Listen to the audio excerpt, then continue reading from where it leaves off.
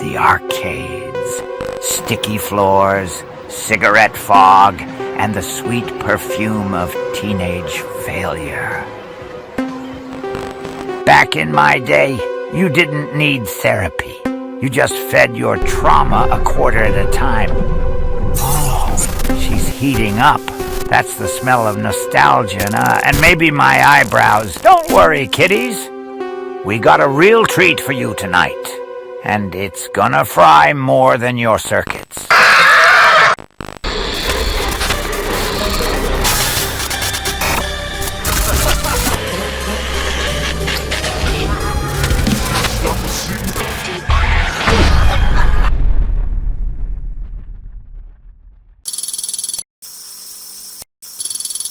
Arcades in 1981 were temples to glowing screens.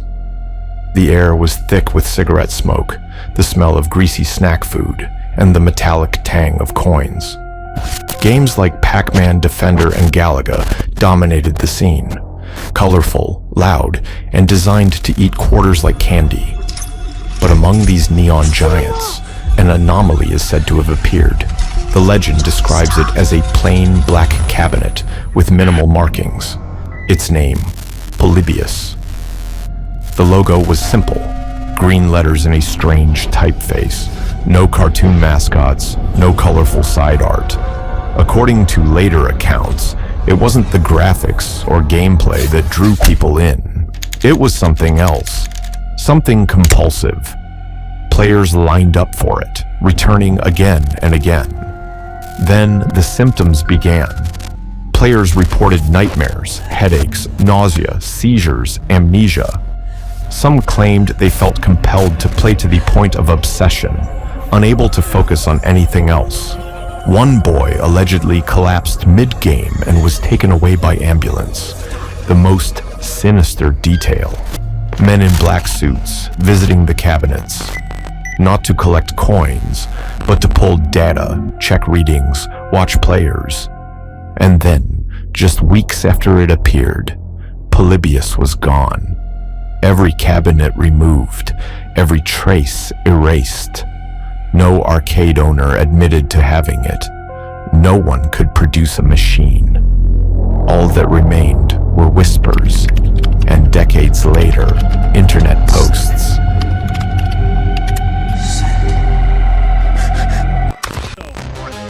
In reality, some of the details that would later fuel the legend came from real events in Portland in 1981. That February, a local newspaper reported on 2 arcade-related incidents. In one, a boy collapsed after playing asteroids for 28 straight hours in an attempt to set a world record. In another, police raided several arcades as part of an investigation into illegal gambling, seizing multiple machines.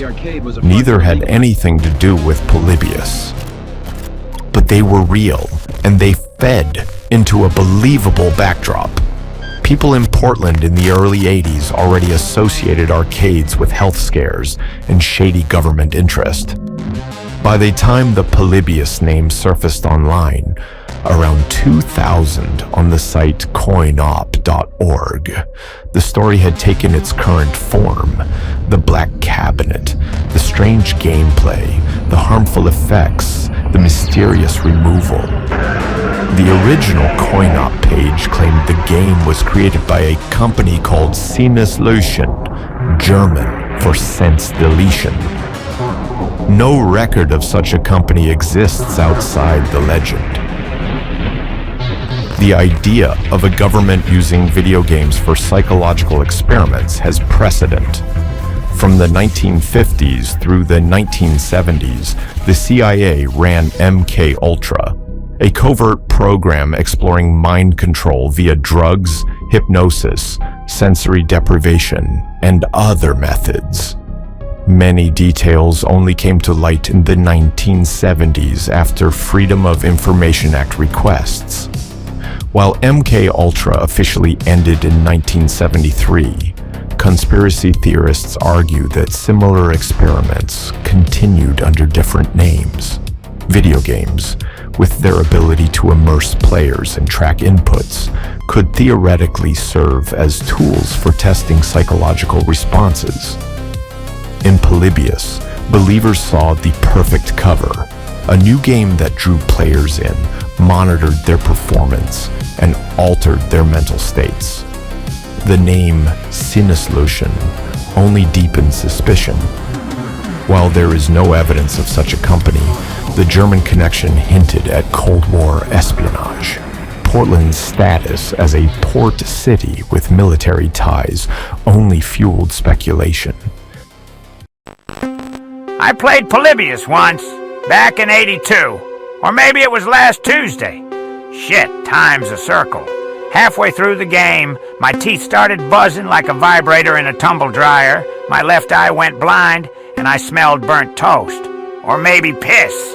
Could have been both. Then this voice in my head said, "Invest in Beanie Babies." I did. Now I live in a storage unit.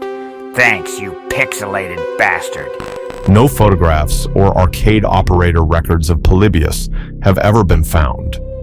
Many researchers believe the story was created as a hoax, incorporating elements from real events in Portland in 1981. The seizure of arcade machines, reports of player illness, and the era's fascination with government conspiracies all made fertile ground for an invented legend. But like many urban myths, the absence of evidence became part of the appeal. The harder it was to prove, the easier it was to believe. The myth entered pop culture. It appeared in The Simpsons, was referenced in documentaries, and inspired countless fan recreations.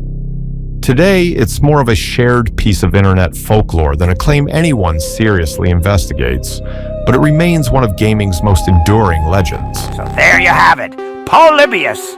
Play it and maybe you'll wake up speaking German. Smash that subscribe button like it owes you rent.